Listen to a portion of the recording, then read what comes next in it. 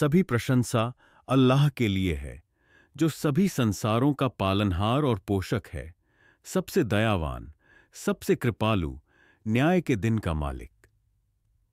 आकाशों में जो कुछ है और पृथ्वी पर जो कुछ है, सब उसी का है। वह सर्वज्ञानी, सर्वबुद्धिमान, सर्वन्यायी है। शांति और आशीर्वाद हो हमारे पैगंबर मोहम्मद सल्लल्लाहु अलैहि वसल्लम पर, उनके परिवार पर, उनके साथियों पर और उन सभी पर जो न्याय के दिन तक उनके नक्शे-कदम पर चलते हैं।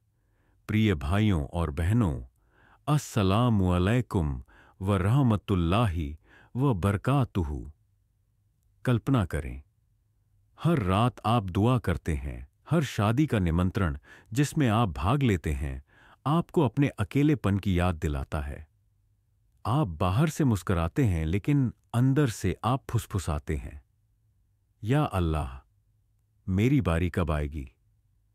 मुझे आपको कुछ गहरी बात बताने दें। आपके विवाह में विलंब अल्लाह की तरफ से इनकार नहीं है। यह कोई सजा नहीं है। यह एक दैवीय विराम है, एक परीक्षा, एक सुरक्षा, एक तैयारी। क्योंकि कभी-कभी अल्लाह आपको रोकता है, केवल आपको कुछ बेहतर देने के लिए, जिसकी आपने कभी कल्पना भी नहीं की थी। कुरान में अल्लाह सूरह बकरह आयत 211 में कहते हैं, और अल्लाह जानता है जबकि तुम नहीं जानते। जब विवाह में देरी का सामना करना पड़ता है तो यह याद रखना आवश्यक है कि अल्लाह का समय परिपूर्ण है।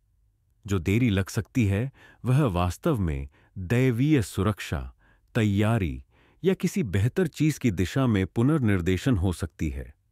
विवाह एक पवित्र बंधन है। पैगंबर मोहम्मद सल्लल्लाहु अलैहि वसल्लम की सुन्नत है और शांति और साहचर्य का स्रोत है।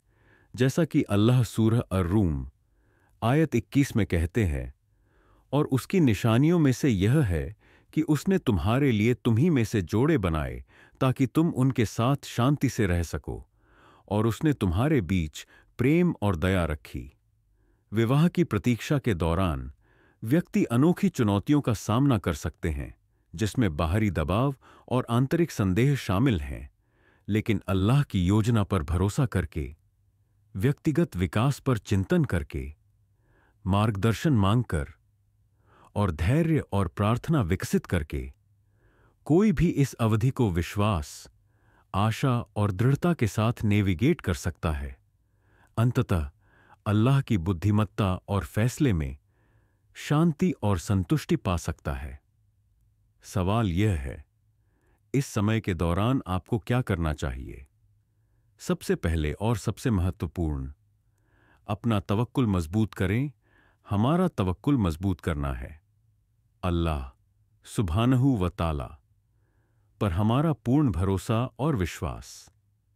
अटूट निश्चयता के साथ समझें कि अल्लाह की योजना हमेशा परिपूर्ण होती है, भले ही उसका समय हमारी इच्छाओं से मेल न खाए। वह जानता है जो हम नहीं जानते, वह देखता है जो हम नहीं देख सकते। शायद देरी किसी हानिकारक चीज से सुरक्षा है या किसी अनंत रूप से बेहतर चीज के लिए तैयारी है। जैसा कि अल्लाह सूरह अल-बकरह आयत 216 में कहते हैं, लेकिन शायद तुम किसी चीज से नफरत करो और वह तुम्हारे लिए अच्छी हो, और शायद तुम किसी चीज से प्रेम करो और वह तुम्हारे लिए बुरी हो, और अल्लाह जानता है जबकि तुम नहीं जानते।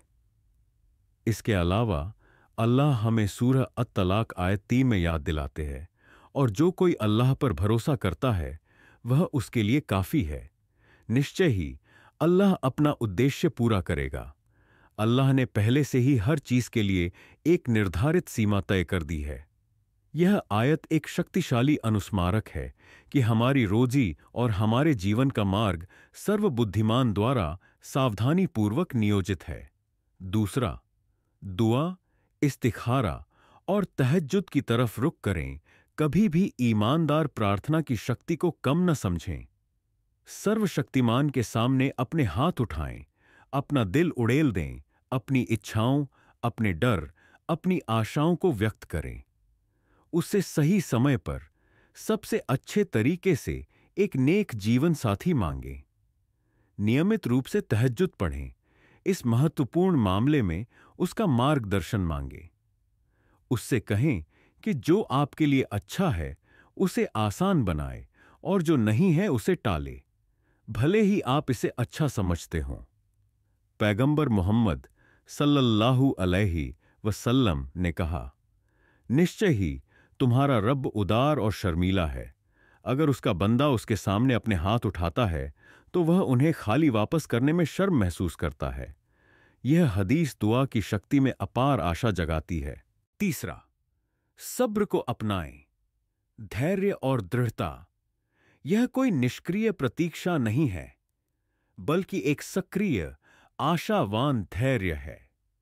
यह अपने आप में एक इबादत है। पैगंबर मोहम्मद सल्लल्लाहु अलैहि वसल्लम ने कहा, किसी को धैर्य से बेहतर और अधिक व्यापक उपहार नहीं दिया गया है। समझें कि धैर्य के माध्यम से हम अल्लाह के करीब आते हैं और हमारा इनाम बहुत बड़ा है। अल्लाह कुरान में सूरह अल बकरह आयत 153 में कहते हैं, हे वे लोग जो ईमान लाए हैं, धैर्य और नमाज के माध्यम से मदद मांगो। निश्चय ही अल्लाह धैर्य रखने वालों के साथ है। यह आयत स्पष्ट रूप से धैर्य को दैवीय सहायता से जोड़ती है। चौथा, आत्म सुधार और व्यक्तिगत विकास में संलग्न हो। यह प्रतीक्षा की अवधि अपने आप का सबसे अच्छा संस्करण बनने का सुनहरा अवसर है, न केवल एक संभावित जीवन साथी के लिए, बल्कि अल्लाह के लिए। आध्यात्मिक रूप से बढ़ी हुई नमाज, कुरान की तिलावत, जिक्र, स्मरण और ज्ञान प्राप्त करने के माध्यम से अल्लाह के साथ अपने संबंध को गहरा करें।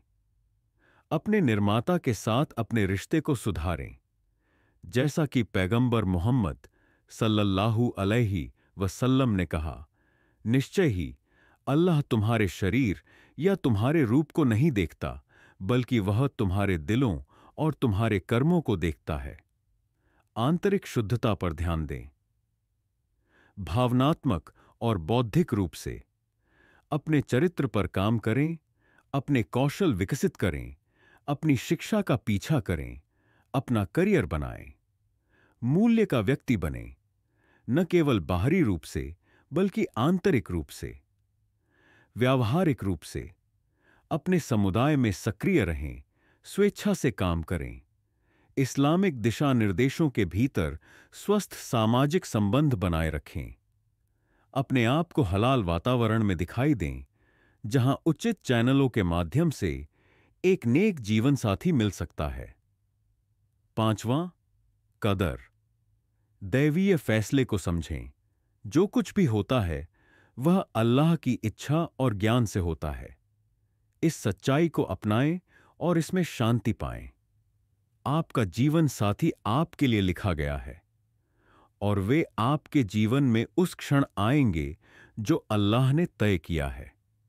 कितनी भी चिंता या परेशानी इसे नहीं बदल सकती, लेकिन दुआ कदर को बदल सकती है, जैसा कि पैगंबर मोहम्मद सल्लल्लाहु अलैहि वसल्लम ने हमें सिखाया है। दुआ, प्रार्थना के अलावा कुछ भी दैवीय फैसले को नहीं बदल सकता। यह भाग्य को स्वीकार करने और प्रार्थना के माध्यम से सक्रिय रूप से परिवर्तन मांगने के बीच एक महत्वपूर्ण संतुलन प्रदान करता है। छठा, अपनी मर्यादा की रक्षा करें और हराम से बचें। लालसा के क्षणों में अनुमति न दिए गए साधनों के माध्यम से साहचर्य मांगने का प्रलोभन हो सकता है। याद रखें कि आशीर्वाद हलाल स्रोतों से आते हैं। अपनी पवित्रता बनाए रखें, अपनी नजर नीची रखें और ऐसी बातचीत से बचें जो इस्लाम द्वारा स्वीकृत नहीं है। भरोसा रखें कि अल्लाह आपकी आज्ञाकारिता का पुरस्कार देगा। कुरान सूरह अन-नूर आयत 30 और 31 में पुरुषों और महिलाओं दोनों के लिए नजर नीची रखने और शालीनता की रक्षा करने की सलाह देता है। और अल्लाह सूरह अन-नूर आयत 22 में वादा करते हैं, और तुम में से जो अविवाहित हैं और तुम्हारे पुरुष दासों और महिला दासों में से जो नेक हैं, उनका विवाह कर दो। अगर वे गरीब होंगे तो अल्लाह उन्हें अपनी कृपा से धनी बना देगा, और अल्लाह व्यापक और जानने वाला है। यह आयत आश्वासन देती है कि आर्थिक चिंताओं को विवाह से नहीं रोकना चाहिए, क्योंकि अल्लाह प्रदान करता है। अंत में उचित हलाल चैनलों के माध्यम से सहायता मांगें। अपने परिवार, विश्वसनीय बुजुर्गों और समुदाय में भरोसेमंद भाई बहनों को बताएं कि आप विवाह की तलाश कर रहे हैं। जीवन साथी की तलाश में कोई शर्म नहीं है। पैगंबर मोहम्मद सल्लल्लाहु अलैहि वसल्लम ने विवाह की सुविधा को प्रोत्साहित किया। उन्होंने यह भी कहा, अगर कोई व्यक्ति जिसके धर्म और चरित्र से आप खुश हैं आपके पास प्रस्ताव लेकर आता है तो उससे शादी कर लें। अगर आप ऐसा नहीं करेंगे तो पृथ्वी पर परेशानियां होंगी और बहुत भ्रष्टाचार होगा। यह उपयुक्त उम्मीदवारों के सामने आने पर विवाह की सुविधा के महत्व को उजागर करता है। विवाह के लिए विशिष्ट दुआएं। यह दुआ सूरह फुरखान आयत 74 से है। रब्बना हबलाना मिन अजवाजिना व धुर्रियतिना कहुर्रता आयुनिन वजलना लिल मुत्तकीना इमामा। हे हमारे रब, हमें हमारी पत्नियों और संतान से आंखों की ठंडक प्रदान कर और हमें धर्मपरायणों का नेता बना। 2 सूरह अल कसस आयत 34 से मूसा अलैहिस्सलाम की दुआ भी याद रखें। जब वे अकेले और बेरोजगार थे, रब्बी इन्नी लिमा अंजलता इलैया मिन खैरिन फकीर। हे मेरे रब, जो भी भलाई तू मुझ पर उतारे मैं वास्तव में उसका मुहताज हूं। इसके तुरंत बाद अल्लाह ने उन्हें नौकरी, घर और पत्नी दी। इन दुआओं को रोजाना इस्तेमाल करें। इन्हें न केवल अपने होंठों से बल्कि अपने दिल से आने दें। इस बीच सामान्य गलतियों से बचें। इस्लामिक मूल्यों पर समझौता न करें निराशा में। कुछ लोग विचार कर सकते हैं, विवाह से पहले अनुचित रिश्ते, धार्मिक संगति पर समझौता, अनुपयुक्त मैचों में जल्दबाजी। याद रखें, अल्लाह का हलाल सुंदर है और इंतजार के लायक है। 2 निराशा में न पड़ें, निराशा शैतान की तरफ से है। अल्लाह कुरान में सूरह यूसुफ आयत 87 में कहता है, और अल्लाह की रहमत से निराश न हो। 3 अल्लाह को दोष न दें। अल्लाह की बुद्धिमत्ता पर सवाल उठाने के बजाय कृतज्ञता और भरोसा बढ़ाएं। हर देरी का अल्लाह की परिपूर्ण योजना में एक उद्देश्य है। मेरे प्रिय भाइयों और बहनों, विवाह में देरी कोई सजा नहीं है, न ही यह अयोग्यता का संकेत है। यह बस आपके लिए अल्लाह के भव्य डिजाइन में एक अलग समय सीमा है। यह आपके लिए परिपक्वता हासिल करने, लचीलापन विकसित करने, अपने विश्वास को गहरा करने या आपकी भविष्य की शादी की अनोखी जिम्मेदारियों और आशीर्वादों के लिए तैयार करने की अवधि हो सकती है। इस समय को अपनी आखिरत और व्यक्तिगत विकास में निवेश करने के एक धन्य अवसर के रूप में देखें। पैगंबर यूसुफ अलैहिस्सलाम को याद करें, जिन्होंने एक शक्तिशाली मंत्री बनने से पहले कैद में वर्षों बिताए। मरियम अलैहिस्सलाम को याद करें, जिन्होंने एक चमत्कार का इंतजार किया। उनकी कहानियां अल्लाह के परिपूर्ण समय और उसकी अंतिम बुद्धिमत्ता की गवाही हैं। सूरह अल इंशिराह आयत 5 और 6 की आयत भी याद रखें। निश्चय ही कठिनाई के साथ आसानी है। निश्चय ही कठिनाई के साथ आसानी है। अल्लाह का यह वादा हमें आश्वासन देता है कि परीक्षाओं के साथ हमेशा राहत होती है। उम्मीद न खोएं। अल्लाह की रहमत से निराश न हों। ईमानदार दुआ करते रहें, आत्म सुधार के लिए प्रयास करते रहें और सर्वशक्तिमान के फैसले पर भरोसा रखें। जब समय सही होगा और वह परिपूर्ण समय होगा, अल्लाह आपके नियत साथी को आपके पास लाएगा। सभी प्रशंसा अल्लाह के लिए है, जो सभी संसारों का रब है। हम उसकी अनगिनत नेमतों, उसकी परिपूर्ण बुद्धिमत्ता और उसकी अनंत दया के लिए उसका शुक्र अदा करते हैं। हम अल्लाह से दुआ करते हैं कि वह विवाह की तलाश कर रहे हर ईमानदार मुसलमान को एक नेक जीवन साथी प्रदान करे जो उनकी आंखों की ठंडक हो और इस जीवन और आने वाले जीवन में आराम का स्रोत हो। अल्लाह हमारे ईमान को परीक्षा के समय में मजबूत करे, प्रतीक्षा की अवधि के दौरान हमारा धैर्य बढ़ाए और हमें हर फैसले में उसकी दया देखने की बुद्धि प्रदान करे।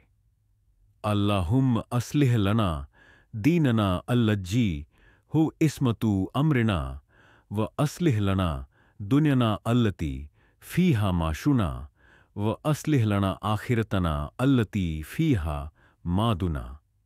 हे अल्लाह, हमारे धर्म को हमारे लिए सुधार दे जो हमारे मामलों की सुरक्षा है, और हमारी दुनिया को हमारे लिए सुधार दे जिसमें हमारी आजीविका है, और हमारी आखिरत को हमारे लिए सुधार दे जो हमारी अंतिम मंजिल है। आमीन या रब्बल आलमीन। अगर आपको हमारा कंटेंट पसंद आया तो कृपया लाइक, शेयर और सब्सक्राइब करें, और कृपया सुझाव दें कि आप किन विषयों पर हमसे और वीडियो बनवाना चाहेंगे। जज़ाकल्लाह खैरन।